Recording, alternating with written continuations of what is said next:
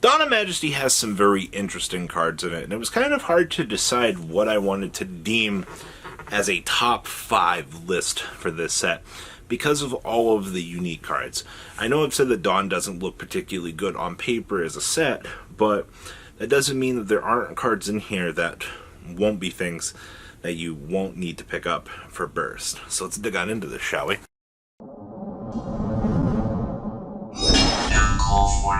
Make sure you guys smash the link, grab out, subscribe button so you guys don't miss out on more awesome content. So I had to think about this long and hard. Number 5 on our list here is going to be branded opening. So you can discard one card, take a Despia monster from your deck, and either add it to your hand or special summon it in defense position. Also, for the rest of this turn after this card resolves, you cannot special summon monsters from the extra deck except for fusion monsters. If a fusion monster you control be destroyed by card effect, you can banish this card from your graveyard instead. So take that all in. For discard 1, you get to either add to your hand or special summon a Despia monster. Well, that's pretty good. Alright, and then you get logged into fusion monsters, that's fine. And then it has protection for your fusion monsters. Okay. Do you guys also know that this is a quick play spell card? So, not only that, I can chain this onto like a floodgate effect my opponent tries to do to deploy a body. I can also get really cheesy and do this during my opponent's end phase, which is just literally an added bonus onto this already. And this is completely searchable off of Albert. So, what is not to like about this card? The discard one, honestly. This card could have potentially been much higher on my list thinking about this, but this card does everything that Despia needs to do, from getting bad pieces out of the hand to the graveyard to get for searching capabilities off of the little stupid looking guy, the little jester, and then you get the ability to deploy the big ones onto the field so they can revive themselves, or if you need to pull an Albert out to search for another one of these, hey, you can technically Albert for another one of these through the next turn. Because whenever you special summon, it doesn't have its effects negated. Alright, like, I think that's probably your best value out of this. This card is nuts, truthfully. Like, if you want to talk about just having so many options available to you for a deck, yeah, that's pretty good. Number 2 on our list over here is the AntiHuman Intelligence. Yeah. Alright, so the monster effect on this isn't super relevant to me. So you can reveal this card in your hand, add one other pendulum monster from your hand, or one card from your pendulum zone to the owner's extra deck face up. Alright, and if you do, you can special summon this card. And you can only use this effect of AntiHuman Intelligence Messiah once per turn. If another monster is a normal or special summon while you control this card, you can send that monster to the graveyard during the end phase. You get some spot removal during the opponent's end phase, which is fine. But that's not what we care about, other than the fact that it's the first Cyber's pendulum monster out here. We care about the pendulum effect. Any card sent to the graveyard is banished instead, alright, except for monster cards. So basically, you create this interesting game state where I can just scale this, alright, and I can have an universal 0 scale. First of all, that's really good. But the macrocosmo effect for spells and traps is going to be your real value out of this, alright? The fact that, hey, you guys don't want to deal with Eldritch anymore? Just activate this card in your pendulum zone.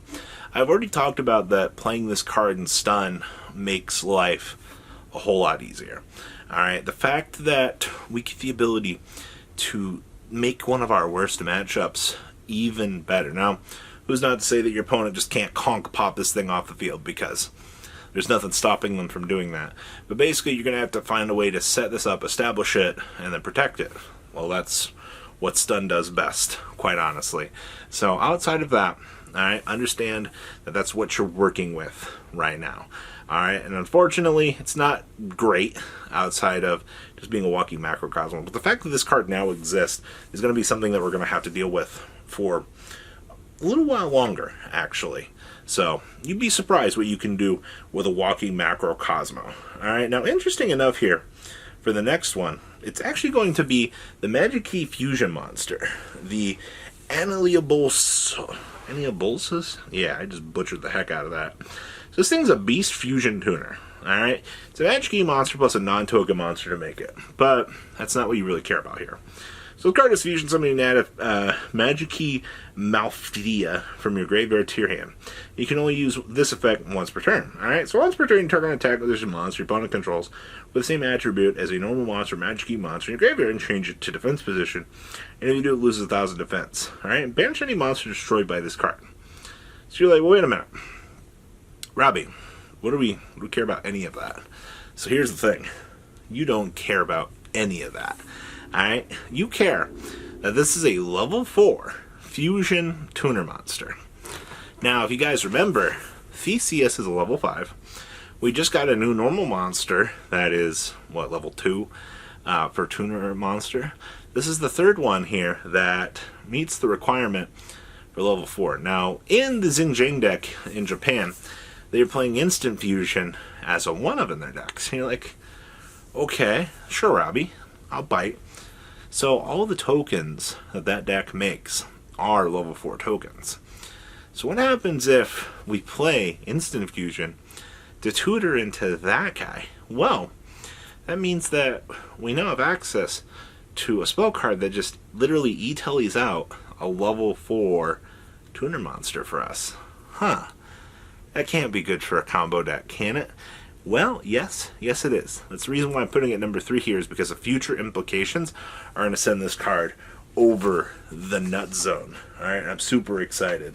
Now, next up over here is the Live Twins Sunny Snitch. So, this is going to be your spell card that makes this deck a whole lot better. Alright, who doesn't love Rhoda spell cards that say, hey, on activation, you want to go ahead and add a Live Twin monster from your deck to your hand? Because why not? Alright, each time your opponent normal or specials, you gain 200 life, they take 200 life. Alright, sure, that's seems pretty good. And you can only activate one of them once per turn. But that's fine. Who cares about that? So, we're really ramping up this deck, by the way. We're getting so close to the point that we can just cut Signet Mining here, because now we have an in-house searcher for the deck. Now, when we get the link 4 here, alright, that's where things are going to start to get exciting. You guys have no idea. The link 4 allows you to break down summon Kishi to kill Lara, or Kishi to kill, both of them. And then they get to trigger. Alright, well the link 4 also has a fat body, and the breakdown effect is a quick effect, by the way. So you can break it apart, do the interruption through the opponent's turn. I've seen some of the pure variants are doing relatively cool things. Alright, don't underestimate what adding one more searcher to this deck does, because now you have something that you can cheese in time, because your opponent's got to attempt to play the game, right? I mean, I guess I don't have to, but like they can just pass it back over to you. But this card literally says, hey, start making life point differences. It's the same thing Supreme kids like to do. But I cannot emphasize what a search card can do for one deck. All right, it pushes us one step closer. As soon as that Link 4 comes out, you're going to see so many people trying the pure variant of the Live Twins. It's actually going to be nuts. Alright, so it's definitely a top 5 card from Dama also for future implications. Magic Key might have been a little bit higher, but that's fine. Now, the single-handed best card from this set, I think, is Ready Fusion. Alright, the fact that we now have basically the ability to pay X amount of life points. Alright, once per turn activation. Summon out any fusion monster that's a normal that you want. Mavelus, Vermilion Crimson. You know, everything that we've ever had as a toolbox option that your deck needs for the opposite piece, you have right here. Alright? Even, what is it? The fish guy. Oh man.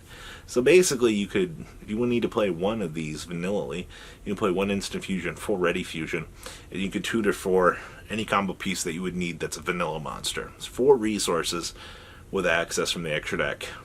Okay? So as a combo extender for all sorts of future decks, I'm super excited, honestly, most for this, because I think there's so many cool ideas that we can kind of pull out of the woodwork with this. Just as like future combo potential. That's what makes it so freaking cool, in my opinion. Alright? And also, we get to see access to every level 6 vanilla fusion monster in the game, which just kind of re-sparks joy for all those old, combo pieces we kind of stared at throughout the years, and we were like, what's the point in keeping this, you know? All those really unique monsters from back in the day. They finally have a purpose in competitive play, and I think the rejuvenizing aspect of this card, as well as the competitive aspects, really make it a very solid pick. So, what do you guys think? Please, leave a comment down below, tell me what you guys think. What do you think about the top 5 cards out of Dama, and I will see your beautiful faces back here later today with some more cool content. You guys have a good rest of your day.